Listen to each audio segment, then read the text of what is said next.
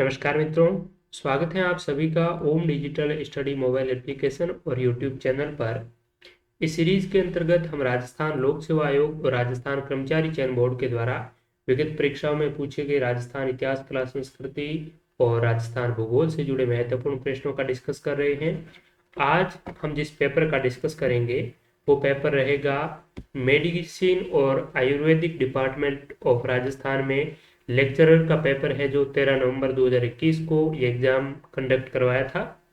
और इस पेपर में राजस्थान के इतिहास, कला, संस्कृति और राजस्थान के भूगोल से जुड़े कुल 30 प्रश्न पूछे गए हैं, जिनका हम डिस्कस करेंगे। बहुत ही अच्छे सवाल हैं और आपके अपकमिंग जितने भी कॉम्पिटिटिव एग्जाम हैं, like ROEO, CET, third grade teacher, second grade teacher, AEN, JEN, इन तमाम प्रतियोगी परीक्षाओं के लिए ये सेशन समान रूप से आपके लिए उपयोगी रहेगा। और इसमें कुछ एक जो टॉपिक नए हैं जो आपके लिए शायद यूजफुल ना भी हो, जिसमें 2-3 सवाल है वो आपसे पूछे जाएंगे। जैसे कि ये आपके जो खाद्य राजस्थान के जो खाद्य सामग्री है राजस्थान की कल्चर में, उनसे संबंधित कुछ एक सवाल है। और कुछ मेडिसिन हर्ब्स ऑफ राजस्थान, इनसे जुड़े कुछ सवाल हैं। तो ये शायद आपके काम के ना भी हो, लेकिन बाकी वाले सभी सवाल है वो बहुत ही अच्छी तरीके से आपकी सभी प्रतियोगी परीक्षाओं के लिए यूजफुल है। यानी कि राजस्थान का जो समाज है, उनकी परंपरा है, dresses, ornament, fair and festival है। इसके अलावा राजस्थान की जनजातियों के जो मेले हैं, त्योहार हैं, सामाजिक रीति रिवाज है, सामाजिक जीवन और बिलीफ धारणाएं वगैरह है। इसके अलावा जो आधुनिक राजस्थान में 19वीं सदी में जो प्रजामंडल आंदोलन और जन जागरण आंदोलन है वो चलाए गए थे। इसके अलावा किसान आंदोलन, जनजाति आंदोलन, प्रजामंडल आंदोलन, राजस्थान का एकीकरण, इनसे जुड़े जो सवाल है वो इस पेपर में पूछे गए हैं, जिनका हम डिस्कस करेंगे। जो कि आपके लगभग राजस्थान की तमाम प्रतियोगी परीक्षाओं के पाठ्यक्रम में ये चीजें आपकी मेंशन है। इसके अलावा राजस्थान में भी राजस्थान का जो भौतिक प्रदेश है, पर्वत, पठार, मैदान, मरुस्थल इत्यादि। इसके अलावा राजस्थान की जो नदी तंत्र है, झीलें हैं, क्लाइमेट, जलवायु का जो क्लासिफिकेशन है, राजस्थान की मृदाओं का वर्गीकरण है, जो वनस्पतियां हैं उनके प्रकार हैं, उनका वितरण है। इसके अलावा राजस्थान की जो कृषि है, उनके प्रकार, पशुधन है, और राजस्थान की डेमोग्राफिक जो विशेषताएं हैं, वो सारी की सारी चीजें हम इसमें डिस्कस करेंगे। तो ये सेशन आप सभी प्रतियोगी परीक्षाओं के जितने भी RAS, ROEO, CET, third grade teacher, second grade teacher, इन तमाम प्रतियोगी परीक्षाओं के लिए यूजफुल रहेगा। तो चलिए शुरू करते हैं। पहला प्रश्न इस पेपर में पूछा गया है राजस्थान इतिहास से जुड़ा, कि ख्यात बीकानेर राठौड़ारी के अनुसार कौन सा सर्वमान्य व्यंजन विवाह के अवसर पर बनाया जाता है? घाट, राब, सोगरा और लापसी।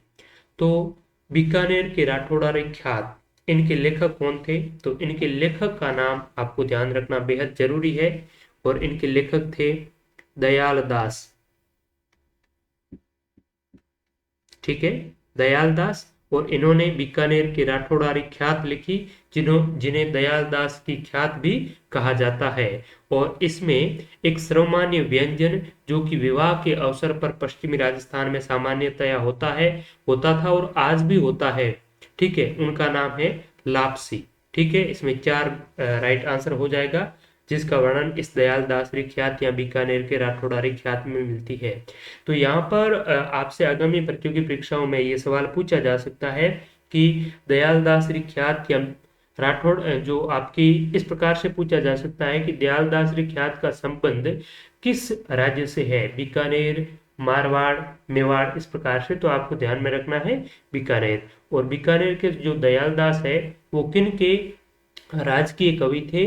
तो वो थे बीकानेर के रतन सिंह के। ठीक है, बीकानेर के रतन सिंह के ये शासनकाल में रहे थे। कौन? दयाल दास। ठीक है। और बीकानेर का जो इतिहास है, और उस इतिहास का अगर हमें क्रमबद्ध रूप से बीकानेर के इतिहास को जानना है, तो उसका जो स्रोत है ये बीकानेर के राठौड़ोरी ख्यात है। ठीक है। नेक्स्ट है, सदाशिव भट्ट का पाक शास्त्र पर लिखित ग्रंथ राय विनोद किस राज्य से संबंधित है?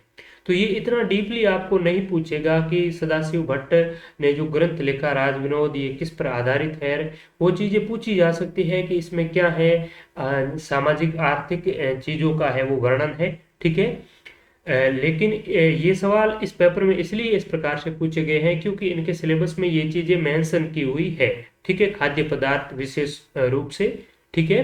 तो इसलिए ये सवाल इस प्रकार से पूछे गए हैं, लेकिन इसके इर्द गिर्द की जो जानकारी है वो आपके लिए अत्यंत महत्वपूर्ण है। जैसे कि कई बार सवाल पूछा जाता है कि सदाशिव भट्ट के द्वारा लिखा गया ग्रंथ का क्या नाम है, या फिर राज विनोद ग्रंथ के लेखक कौन है, ये किसके शासनकाल में रहते हुए इन्होंने इस ग्रंथ की रचना की। तो ये मोटी मोटी चीजें आपको ध्यान में रखना जरूरी है। तो सदाशिव भट्ट का जो ग्रंथ है राय विनोद, जिसे राज विनोद भी कहा जाता है, ये पाक शास्त्र पर आधारित है, ठीक है।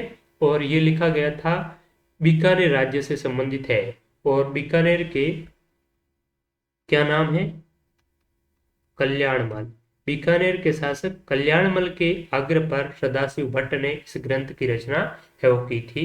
तो ये भी सवाल पूछा आपसे जा सकता है कि सदाशिव भट्ट ने राज विनोद की रचना किसके कहने पर की, तो ये कल्याणमल के आग्रह पर, ठीक है। तो यहाँ पर 4 राइट आंसर हो जाएगा। नेक्स्ट है, कालीबंगा से निम्न में से किस फसल के अवशेष प्राप्त हुए हैं? जौ, सोयाबीन, रागी और चावल। तो कालीबंगा सभ्यता, आप सभी को पता है कि राजस्थान की ऐसी सभ्यता जिसमें एक साथ 2 फसलों के बोए जाने के प्रमाण मिलते हैं। तो ये तो हमने कई बार पढ़ा है। तो उसमें ये भी आपने पढ़ा होगा कि एक साथ में 2 फसलें हैं वो कौन सी यहाँ पर बोई जाती थी। तो यहाँ पर एक साथ में 2 जो फसलें बोई जाती थी वो जौ और गेहूं बोया जाता था एक ही साथ में, ठीक है, गेहूं और जौ। तो यहाँ पर जुताई का भी प्राचीनतम अवशेष प्राप्त होता है, ठीक है। और एक साथ में 2 फसलें बोई जाने का प्राचीनतम जो प्रमाण है वो आपकी कालीबंगा सभ्यता से प्राप्त होता है। कालीबंगा हनुमानगढ़ में है। कालीबंगा नाम क्यों पड़ा ये हमने कई बार डिस्कस किया है। यानी कि ये विशेष तौर पर आपका हनुमानगढ़ है, ये पंजाब के आसपास में पड़ता है। और पंजाब में ये जो बंगा शब्द है ये चूड़ियों के लिए यूज में लिया जाता है। यानी कि काले रंग की यहाँ पर चूड़ियां भी मिली है, इसीलिए इस सभ्यता को कालीबंगा के नाम से जाना गया। और इस सभ्यता का सर्वप्रथम जो खोज कार्य है, यानी कि इसे प्रकाश में कौन लाए, तो ये है अमलानंद घोष ने कालीबंगा सभ्यता की खोज की। कब? 1952 में। उसके बाद में 1961 से 69 तक बीबी लाल, बीके थापर और एमडी खरे ने इस सभ्यता का उत्खनन कार्य है वो किया था। तो 4 नाम ध्यान में रखना है, बीबी लाल, बीके थापर, एमडी खरे और अमलानंद घोष। ये सभी कालीबंगा सभ्यता से जुड़े हुए हैं, ठीक है। तो यहाँ पर जौ और गेहूं आए तो भी आप राइट करेंगे, ठीक है। तो यहाँ एक इसका राइट आंसर हो जाएगा। नेक्स्ट है, भील जनजाति विवाह के अवसर पर मंडप की सजावट किस वृक्ष की पत्तियों से करते हैं? नीम, अशोक, आम और बबूल। तो भीली जनजाति विवाह के अवसर पर अपना जो मंडप तैयार करते हैं वो आम के सजावटी पत्तियों से करते हैं। तो यहाँ सी राइट आंसर हो जाएगा। नेक्स्ट है, राजस्थान में नमक उत्पादन का सबसे बड़ा स्रोत क्या है? पचपदरा, सांभर, पोखरण और डीडवाना। तो राजस्थान में बहुत सी खारे पानी की झीलें हैं, जिसमें कि सबसे बड़ी जो खारे पानी की झील है वो आपकी सांबर झील मानी गई है। और सांबर झील से लगभग देश का 8% से ज्यादा नमक का उत्पादन है वो किया जाता है, ठीक है। तो राजस्थान में नमक उत्पादन का सबसे बड़ा जो स्रोत है वो सांबर झील है, जो कि आपकी नागौर और जयपुर, इंदौर जिलों में फैली हुई है, ठीक है। पचपदरा झील ये आपकी बाड़मेर में है, पोखरण जैसलमेर और डीडवाना है आपकी नागौर में है। नेक्स्ट, प्रागैतिहासिक काल में प्रचुर ताम्र भंडार पाया गया। कालीबंगा, जोधपुरा, गणेश्वर और रेंट। तो आपने क्या है कि रटे रटाए जो भी चीजें हैं वो याद कर रखी होगी, लेकिन ये जो प्रश्न वर्तमान परिप्रेक्ष्य में पूछे जा रहे हैं उनका थोड़ा सा डायमेंशन चेंज करके पूछा जा रहा है, क्योंकि रटी रटाई चीजें हैं वो हर कोई याद करता है। तो जिस प्रकार से अगर पिछला जो हमने सवाल डिस्कस किया उसमें पूछा गया था कि कालीबंगा सभ्यता से कौन सी फसल के अवशेष मिले हैं, अगर इसकी जगह आपसे पूछा जाता कि एक साथ में दो फसलों के बोए जाने के अवशेष किस सभ्यता से प्राप्त हुए हैं या जूते हुए खेत के अवशेष कहाँ से प्राप्त हुए हैं, तो आप बहुत ही ज़्यादा और एक्यूरेसी के साथ में उस सवाल का जवाब वो दे पाते। लेकिन थोड़ा सा सवाल को घुमाया तो बहुत से स्टूडेंट इस सवाल को गलत भी कर सकते थे। ठीक है, ठीक इसी प्रकार से यहाँ पर यह भी पूछा गया है, आपने कई बार पढ़ा है कि गणेश्वर सभ्यता को ताम्रयुगीन सभ्यताओं की जननी कहा जाता है, इसे ताम्र संचयी सभ्यता के नाम से जाना जाता है। ठीक है, लेकिन यहाँ पर पूछ लिया है कि ताम्र प्रचुर भंडार है वो कहाँ पर मिला, तो ये ताम्रयुगीन सभ्यताओं की जननी है, बड़ी मात्रा में ताम्र जो सामग्री प्राप्त हुई है। तो इसका राइट आंसर क्या हो जाएगा, गणेश्वर, यानी कि सी इसका राइट आंसर है। और ये कहाँ पर है, ये आपकी किस नदी पर है, तो ध्यान में रखना है कांतली नदी। ये कहाँ पर है, नीम का थाना सीकर में कांतली नदी के तट पर आपकी गणेश्वर सभ्यता है वो बसी हुई है। ठीक है, आपको एक चीज कमेंट करके बतानी है कि गणेश्वर सभ्यता की खोज है वो किसने की, इसका उत्खनन कार्य किसने किया। रैंड ये आपकी टोंक में है और इसे प्राचीन भारत का टाटा नगर भी कहते हैं, क्योंकि यहाँ पर बड़ी मात्रा में लौह भंडार है वो मिले हैं। ठीक है, कालीबंगा आप हमने अभी डिस्कस किया, और जोधपुरा, ये जोधपुरा नाम है लेकिन ये है कहाँ पर, ये आपकी जयपुर में है, ये भी आपको ध्यान में रखना है। नेक्स्ट है, किस औषधीय पादप की पहचान गंभीर रूप से संकटापन के रूप में नहीं की गई है, तो ये मेनली आपके जो ROEO CET second grade teacher, third grade teacher इत्यादि प्रतियोगी परीक्षाओं के लिए ये सवाल ज़्यादा महत्वपूर्ण नहीं है, लेकिन फिर भी आपके सामान्य जानकारी के लिए महत्वपूर्ण भी है। औषधीय पादप की पहचान गंभीर रूप से संकटापन यानी कि क्रिटिकली एंडेंजर्ड के रूप में है वो कौन सा औषधीय पादप पहचाना गया है, नहीं पहचाना गया है, यहाँ पर नहीं है। तो ये सफेद मूसली, गोखरू और जो गुगुल है ये आपके गंभीर रूप से संकटापन है। ठीक है, लेकिन चिरमी ये आपका गंभीर रूप से संकटापन नहीं है। और चिरमी इस पौधे पर राजस्थान के लोकगीतों में आपका गीत भी है, राजस्थान का लोकगीत भी है। तो कई बार सवाल पूछा भी जा सकता है कि राजस्थानी लोक साहित्य में, लोक परंपरा में आपका चिरमी क्या है, तो ये राजस्थान का एक लोकगीत भी है और एक क्या है, औषधीय पादप भी है। ठीक है, नेक्स्ट है, किस जड़ी बूटी का उपयोग टॉनिक के रूप में नहीं किया जाता, ब्राह्मी, शंखपुली, सफेद मूसली और सदाबहार। तो यहाँ पर 4 आपका राइट आंसर हो जाएगा। नेक्स्ट है, ये सवाल अगर आपसे ना भी आते हुए हो, गलत भी हुए हो, तो कोई घबराने की आवश्यकता नहीं है, क्योंकि ये आपके सिलेबस में नहीं है। और ये जो आपका पेपर हुआ है आयुर्वेदिक और मेडिसिन डिपार्टमेंट का, तो उनके विशेष सिलेबस में अभी हमने जो देखा था, ये चीज़ें जो दी हुई है, ट्रेडिशन ऑफ फास्टिंग एंड उपवास वगैरह, इंडिजीनियस फूड है, सीजनल डाइटरी प्रैक्टिस है, इसके अलावा जो आपके मेडिसिन हब्स ऑफ राजस्थान है, इनसे जुड़े जो सवाल कुछ एक पूछे गए हैं, तो आपको ज़्यादा घबराने की आवश्यकता नहीं है अगर आपके ये सवाल है वो सही भी ना हो रहे हो तो।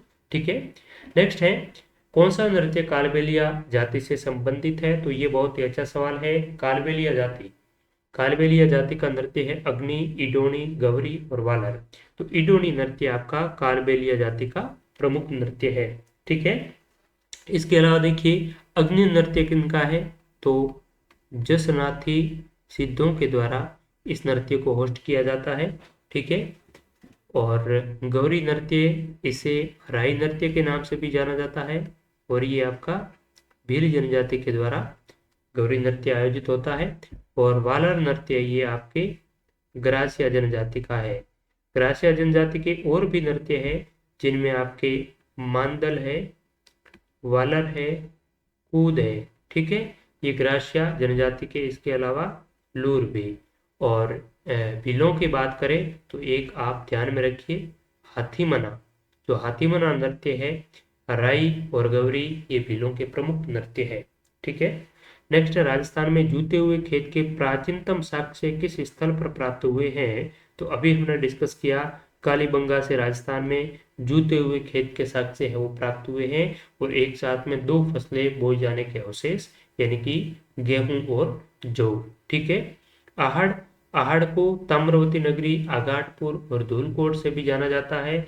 यहाँ पर भी आपकी ताम्र सामग्रियों का काफी अवशेष मिले हैं, और बर्तन रखने के बड़े बड़े भंडार मिले हैं, जिन्हें गोरे व कोट कहा जाता है। बहुत महत्वपूर्ण है, ये भी कई बार पूछा जा चुका है। और नीम का थाना सीकर में आपकी कौन सी है? गणेश्वर सभ्यता ताम्रयुगीन सभ्यताओं की जननी। ठीक है। और खेतड़ी, आपके यहाँ पर खेतड़ी सिंगाना में ताम्र के भंडार है बड़ी मात्रा में, और डाबला सिंगाना में आपका लोह के भंडार है। बेणेश्वर का मेला लगता है, तो बेणेश्वर का मेला है बेणेश्वर धाम डूंगरपुर में माघ पूर्णिमा को आयोजित होता है। ठीक है, माघ पूर्णिमा बेणेश्वर धाम। ठीक है, इसे आदिवासियों का कुंभ भी कहा जाता है। नेक्स्ट है, अर्जुन लाल सेठी द्वारा राजस्थान सेवा संघ का गठन किस विख्यात व्यक्ति की सलाह मानकर किया गया? तो देखिए, ये प्रश्न ही वैसे गलत है, डिलीट होने योग्य है। अर्जुन लाल सेठी ने राजस्थान सेवा संघ नाम से जो संस्था थी, उनका और सेठी जी का कोई ताल्लुकात नहीं था। राजस्थान सेवा संघ की जो स्थापना है, ये 1919 में वर्धा महाराष्ट्र में विजय सिंह पथिक, रामनारायण चौधरी और हरिभाई किंकर ने की थी। कब? 1919 में वर्धा महाराष्ट्र से। अगर बात करें अर्जुन लाल सेठी की, तो अर्जुन लाल सेठी ने 1905 में जयपुर में वर्धमान पाठशाला, इनकी स्थापना की। बहुत ही महत्वपूर्ण है, कई बार सवाल पूछा जा चुका है। जयपुर में वर्धमान पाठशाला की स्थापना किसने की? तो अर्जुन लाल सेठी ने। इनके अलावा अर्जुन लाल सेठी ने स्त्री मुक्ति, शूद्र मुक्ति और महेंद्र कुमार नामक है वो रचनाएं लिखी है। तो काफी बार ये भी सवाल पूछा गया है, स्त्री मुक्ति और महेंद्र कुमार, इसके अलावा है शूद्र मुक्ति। ठीक है, ये किनकी है? अर्जुन लाल सेठी जी की। नेक्स्ट है, अनमेल विवाह और बाल विवाह निषेध अधिनियम सर्वप्रथम किस रियासत ने बनाया? तो अनमेल विवाह और बाल विवाह निषेध अधिनियम है, ये सर्वप्रथम आपकी जयपुर, कोटा, अलवर और उदयपुर, यानी कि अलवर रियासत ने बनाया था। कब? 1903 में अनमेल और बाल विवाह निषेध अधिनियम। उनके बाद में आपको पता होगा 1929 में अजमेर निवासी हरविलास शारदा जी ने एक शारदा एक्ट लाया था, और ये आपका बाल विवाह निषेध, इन्होंने इस शारदा एक्ट के माध्यम से यानी कि बाल विवाह का निषेध किया, और एक विवाह की निश्चित जो आयु है वो तय की थी। ठीक है, तो 1929 का शारदा एक्ट भी बाल विवाह से संबंधित है। और सबसे पहले अगर रियासत पूछी जाए जिन्होंने बाल विवाह निषेध एक्ट है वो लाया था, तो वो अलवर रियासत थी। ठीक है। जयपुर रियासत की बात करें तो जयपुर रियासत ने सर्वप्रथम सती प्रथा को रोकने का है वो प्रयास किया था सवाई जय सिंह ने, और सती प्रथा पर सर्वप्रथम जो प्रतिबंध लगाया था वो बूंदी रियासत ने लगाया था। कोटा की बात करें तो कोटा में आपकी कौन सी प्रथा थी? तो कन्यावध, कन्यावध पर सर्वप्रथम कोटा में प्रतिबंध लगाया था कोटा के राम सिंह ने। ठीक है, और डाकन प्रथा पर सर्वप्रथम उदयपुर में, खिरवाड़ा में उदयपुर के स्वरूप सिंह ने डाकन प्रथा पर प्रतिबंध लगाया था। ठीक है, तो डाकन प्रथा उदयपुर, अनमेल विवाह अलवर, कन्यावध कोटा और सती प्रथा जयपुर। ठीक है। नेक्स्ट है, दूध व खारा किसान आंदोलन किस राज्य से संबंधित है? तो दूध व खारा किसान आंदोलन, ये भी मोस्ट रिपीटेड सवाल है। जैसलमेर, बीकानेर, जोधपुर और जयपुर। तो दूध व खारा किसान आंदोलन बीकानेर रियासत से संबंधित है, और ये 1944 के आसपास में स्टार्ट हुआ था। और इस दूध व खारा किसान आंदोलन में 2 व्यक्तियों की महत्वपूर्ण भूमिका रही थी। एक तो है सरदार सिंह और एक है हनुमान सिंह। तो एक तो इसका विलेन है सरदार सिंह, और एक इनका हीरो है हनुमान सिंह।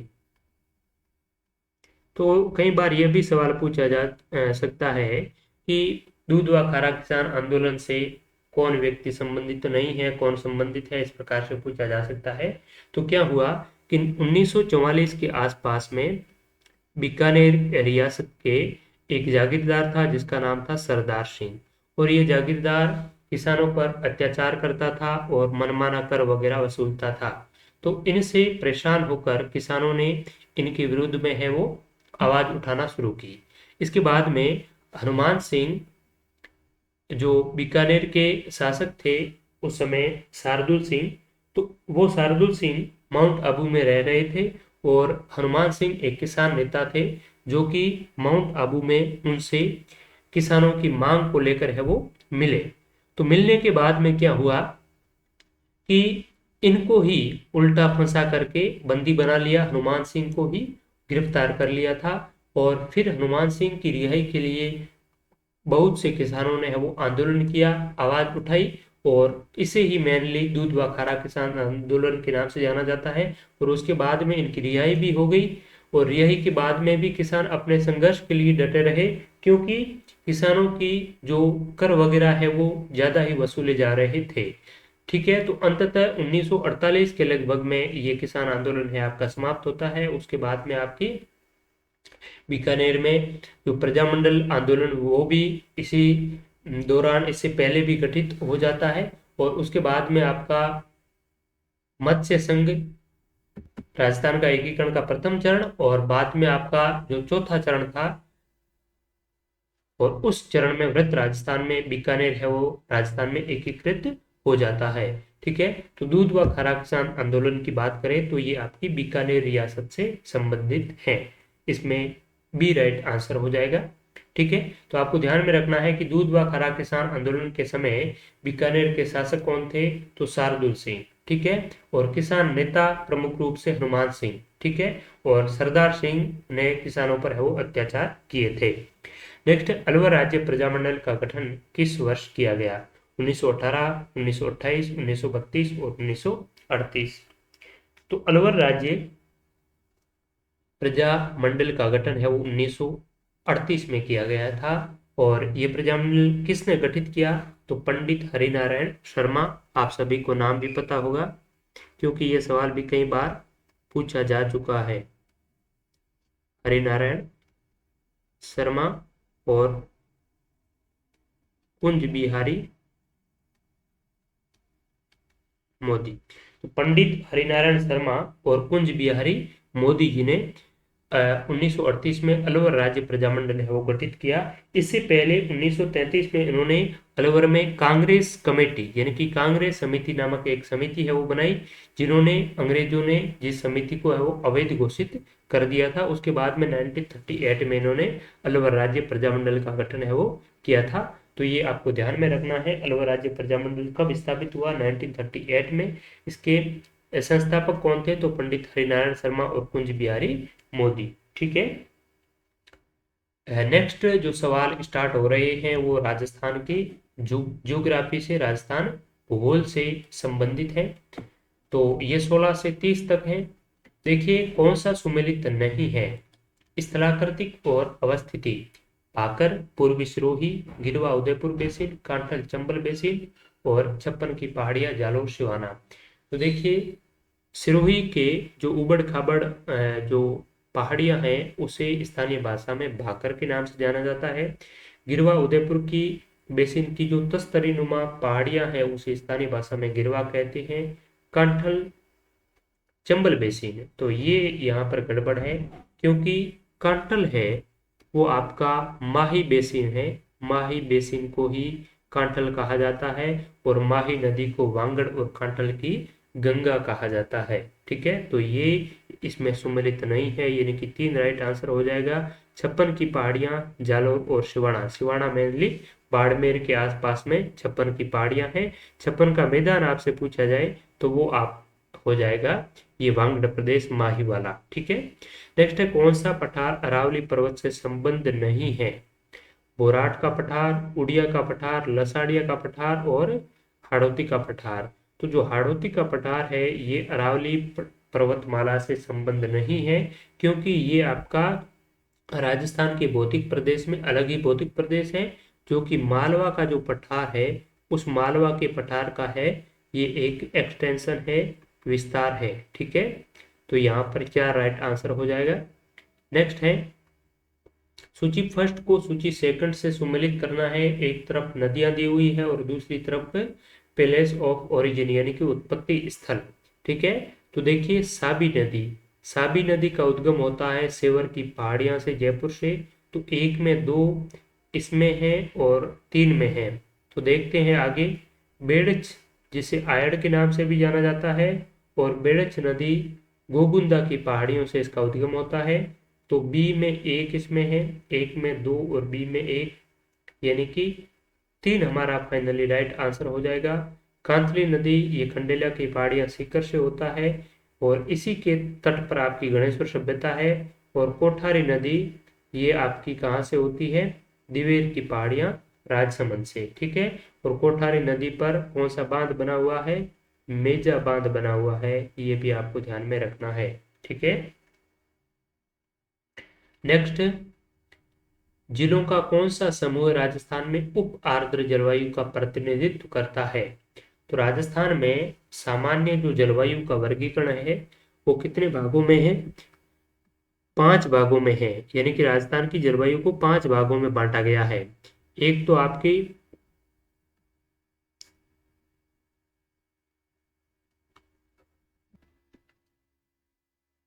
एक तो शुष्क जलवायु, एक है अर्ध शुष्क,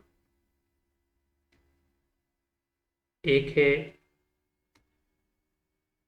आर्द्र, उप आर्द्र, और अंतिम है उष्ण आर्द्र। कितनी हो गई, 5। कौन कौन सी, शुष्क जलवायु प्रदेश जो कि आपका मेनली पश्चिमी राजस्थान यानी कि 25 सेंटीमीटर समवर्षा रेखा के पश्चिम वाला जो भाग है वो। इसके अलावा अर्ध शुष्क, उसके बाद में तीसरी उप आर्द्र, चौथी आर्द्र और पांचवी उष्ण आर्द्र। ये तो राजस्थान की जलवायु का सामान्य वर्गीकरण है। इसके अलावा कोपेन, थॉर्नमेट और ट्रिवार था, इनके जो वर्गीकरण है, इनके वर्गीकरण के अनुसार राजस्थान की जलवायु को देखा जाए तो राजस्थान को 4 जलवायु प्रदेशों में बांटा जा सकता है, और राजस्थान को टोटल 10 कृषि जलवायु खंडों में विभक्त किया गया है।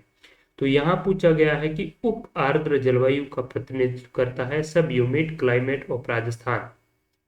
तो उप आर्द्र जलवायु राजस्थान का जो उत्तर पूर्वी भाग है, जिसमें 3 जिले मेनली देखे जाते हैं, जयपुर, अजमेर और एक है आपका दौसा।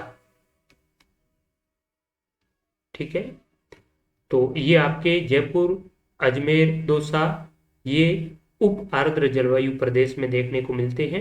ठीक है, इसमें अलवर भी सम्मिलित है, वो कर सकते हैं, लेकिन आपका जो अलवर भरतपुर वाला जो प्रदेश है ये उप आर्द्र की बजाय आर्द्र प्रकार की जलवायु के अंतर्गत है वो सम्मिलित किया जाता है। ठीक है, धौलपुर हो गया, भरतपुर हो गया, सवाई माधोपुर हो गया, अलवर हो गया, ये आपका आर्द्र जलवायु के अंतर्गत है वो सम्मिलित किया जाता है। कोटा, बारा और झालावाड़ है ये आपके उष्ण आर्द्र जलवायु, और उदयपुर उदयपुर भी आपके उष्ण आर्द्र जलवायु के अंतर्गत है। इसके अलावा राजसमंद, प्रतापगढ़ वगैरह ये जो राजस्थान के जिले हैं ये आपके इस आर्द्र जलवायु के अंतर्गत है वो सम्मिलित किए जाते हैं। ठीक है, तो इनका जो मेनली क्लासिफिकेशन है वो किस प्रकार से किया गया है राजस्थान में, वर्षा के आधार पर। यानी कि जैसे शुष्क जलवायु प्रदेश है तो यहाँ पर 20 सेंटीमीटर या 20 सेंटीमीटर से कम वर्षा वाले प्रदेश को शुष्क जलवायु, 20 से लगा करके 40 सेंटीमीटर जहाँ पर वार्षिक वर्षा होती है औसतन उसे अर्ध शुष्क, और 40 से लगा करके 60 वर्षा होती है सेंटीमीटर वहां पर उप आर्द्र, और 60 से लगा करके 80 वाले को आर्द्र, और 80 से अधिक जो होती है लगभग 100 या 110 तक होती है उसे उष्ण आर्द्र प्रकार की जलवायु प्रदेश में है वो विभक्त किया गया है। ठीक है, तो ये चीजें आपको थोड़ी सी ध्यान में रखनी है। नेक्स्ट है, जनगणना 2011 के अनुसार राजस्थान का सर्वाधिक नगरीकृत जिला कौन सा है। यानी कि सबसे अधिक राजस्थान में जो जनसंख्या है, नगरीय जनसंख्या, वो किस में है, तो कोटा, जयपुर, जोधपुर और अजमेर। तो सर्वाधिक नगरीकृत जो जिला है वो आपका जयपुर है। तो जयपुर में लगभग कितनी जनसंख्या है? 30 लाख है। ठीक है। इसके बाद में दूसरा सबसे नगरीकृत जिला है वो आपका जोधपुर है, और तीसरा है ये कोटा में है, कोटा है। ठीक है। तो आपसे पूछा जाए कि तीन नगरीकृत सर्वाधिक नगरीकृत जिले क्रम वाइज बताएं, तो जयपुर, जोधपुर और कोटा बताएंगे आप। ठीक है। अगर आपसे सवाल इस प्रकार से पूछे कि राजस्थान में ऐसा जिला जहां पर नगरीय जनसंख्या का प्रतिशत सर्वाधिक है, तो सर्वाधिक नगरीय जनसंख्या का प्रतिशत आपका किस में है? कोटा में है। कोटा में लगभग 60% से अधिक जो जनसंख्या है वो शहरों में निवास करती है, नगरों में निवास करती है। ठीक है। और ये सवाल इस प्रकार से भी आपसे पूछा गया था एक बार कि राजस्थान के ऐसे कितने जिले हैं जिनकी जनसंख्या 10 लाख या 10 लाख से अधिक है? तो राजस्थान के ऐसे कितने 3 जिले हैं जिनकी जनसंख्या 10 लाख या 10 लाख से अधिक है, यानी कि कोटा की 10 लाख, जोधपुर की 11 लाख और जयपुर की 30 लाख। ठीक है। नेक्स्ट है जनगणना 2011 के अनुसार राजस्थान में ग्रामीण क्षेत्र में बाल लिंगानुपात आयु है। तो राजस्थान में बाल लिंगानुपात, औसतन बाल लिंगानुपात कितना है, शहरी क्षेत्रों में कितना है, ग्रामीण क्षेत्रों में कितना है, सर्वाधिक बाल लिंगानुपात कितना है। तो ये आपकी जनसंख्या से संबंधित कुछ डेटाज है जो आपको ध्यान है वो रखना बेहद जरूरी है, क्योंकि बार बार इन्हीं के आसपास में सवाल है वो घूमते रहते हैं। ठीक है। तो देखिए यहाँ पर पूछा है राजस्थान में ग्रामीण बाल लिंगानुपात, यानी कि गांवों में बालकों का लिंगानुपात जो 0 से 6 आयु वर्ग के बीच में है। ठीक है। तो राजस्थान में ग्रामीण जो बाल लिंगानुपात है वो 892 है, यानी कि प्रति 1000 जो छोटे बालिकाओं पर 892 बालकों की संख्या है। ठीक है। तो ग्रामीण लिंगानुपात तो कितना हो गया? 892।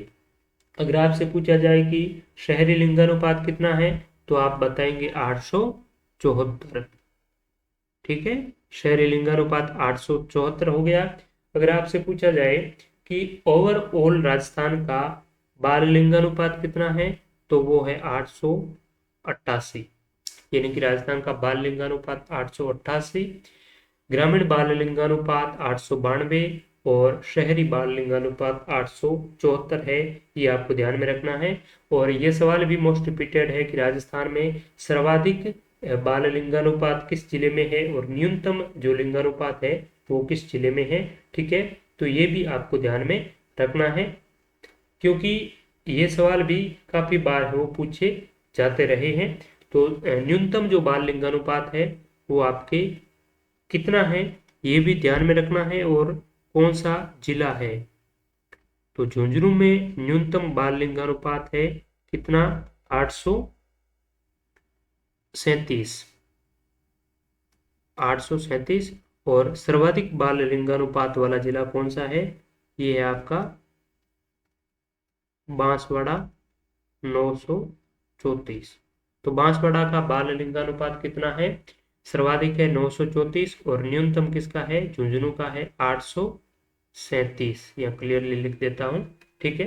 तो झुंझुनू 837 न्यूनतम बाल लिंगानुपात, अधिकतम बांसवाड़ा 934, और राजस्थान का औसतन बाल लिंगानुपात 888, और ग्रामीण बाल लिंगानुपात है 892, शहरी बाल लिंगानुपात 874 है। तो ये आपका लिंगानुपात से संबंधित चीजें ध्यान में रखनी है। और राजस्थान का अगर वयस्क जो लिंगानुपात की बात करें तो वो कितना है? 928 है राजस्थान का लिंगानुपात। 2001 में कितना था? 921। ठीक है। नेक्स्ट है भेड़ों की खेरी नस्ल पाई जाती है। तो खेरी भी क्या है? एक भेड़ों की नस्ल है जो जोधपुर, पाली और नागौर और बाड़मेर इन जिलों में देखने को मिलती है। तो यहाँ पर एक राइट आंसर हो जाएगा। नेक्स्ट है राजस्थान की झीलें और झीलों के नाम है। सिलीसेड झील, ये आपकी बंदबारेठा, गेप सागर, तालाब शाही। तो सिलीसेड झील अलवर में स्थित है, बंदबारेठा भरतपुर में है, गेप सागर झील डूंगरपुर में है, तालाब शाही धौलपुर में है। तो सिलीसेड में 1 में 3 हो जाएगा, बंदबारेठा भरतपुर यानी कि 2। तो हमारा जो राइट आंसर है वो 1 वाला ही हो जाएगा। ठीक है। तालाब शाही धौलपुर। नेक्स्ट 2001 से 11 दशक में सर्वाधिक जनसंख्या वृद्धि दर प्रतिशत वाले 3 जिलों का सही अवरोही क्रम है। तो देखिए, सर्वाधिक जो जनसंख्या वृद्धि दर प्रतिशत वाले जिले यहाँ पर पूछे जाएं तो हमने कई बार डिस्कस भी किया है ऑलरेडी। सबसे अधिक जनसंख्या में जो वृद्धि वाला जिला है वो आपका बाड़मेर है। कितनी है? 32.5%। उसके बाद में आपका जैसलमेर है 31.8%। और उसके बाद में जोधपुर है, और जोधपुर का कितना है? 27.7% जनसंख्या वृद्धि दर है। तो यहाँ पर राइट आंसर हो जाएगा बाड़मेर, जैसलमेर और जोधपुर। ठीक है, तो दो तो आपको कम से कम ध्यान में रखना ही है, बाड़मेर और जैसलमेर। इनसे संबंधित एक बार यह भी सवाल पूछा गया था कि राजस्थान के ऐसे कितने जिले हैं जिनका जनसंख्या वृद्धि दर 30% से अधिक है। तो 30% से अधिक जनसंख्या प्रतिशत वाले राजस्थान के केवल 2 जिले हैं, बाड़मेर और जैसलमेर। और जहां पर इस प्रकार की आपकी संख्या पूछी जाए तो आपसे सवाल का जवाब देना थोड़ा टेढ़ा हो जाता है। इसीलिए जब भी चीजें ध्यान में रखें, पढ़ें, तो इस प्रकार से ये चीजें भी आप जरूर पढ़ें, क्योंकि ये चीजें आपको किताब में कहीं पर देखने को नहीं मिलेगी। इस प्रकार से दिया जा सकता है कि राजस्थान के 5 सर्वाधिक जनसंख्या वृद्धि वाले जिले और 5 न्यूनतम जनसंख्या वृद्धि वाले जिले, लेकिन उसमें सवाल किस प्रकार से बन सकते हैं वो आपको थोड़ा सा विचार करते हुए चलना चाहिए। और आपकी जो समझने की, सोचने की जो शक्ति है वो तभी इम्प्रूव होगी जब आप प्रीवियस एग्जाम के पैटर्न को देखेंगे, उनमें पूछे गए सवालों को अच्छी तरीके से हो देखेंगे। ठीक है, तो यहाँ पर राइट आंसर क्या हो जाएगा आपका? बाड़मेर, जैसलमेर और जोधपुर। नेक्स्ट है, पशु गणना 2019 के अनुसार राजस्थान में पशुओं की कुल जनसंख्या थी। तो लाइव स्टॉक 2019 राजस्थान की नवीनतम पशु गणना है। ठीक है, इससे पहले राजस्थान में 2012 में पशु गणना है वो हुई थी, 17 में होनी थी, लेकिन 17 की बजाय 19 में हुई। तो ये आपकी इस पशु गणना में राजस्थान में कुल जो पशुओं की संख्या है वो 56.8 मिलियन है, यानी कि इसका बी राइट आंसर हो जाएगा। और इन 56.8 मिलियन में 20.84 मिलियन तो केवल मात्र किसकी संख्या है?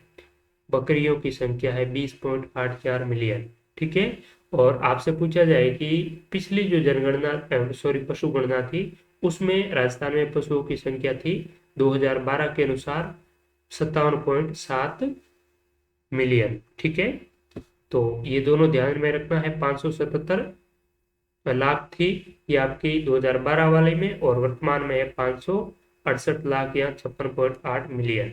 ठीक है, और सर्वाधिक जो संख्या है वो बकरियों की है, और बकरियां सर्वाधिक बाड़मेर जिले में देखने को मिलती है। नेक्स्ट है, किस जलवायु प्रदेश में सवाना तुल्य वनस्पति पाई जाती है?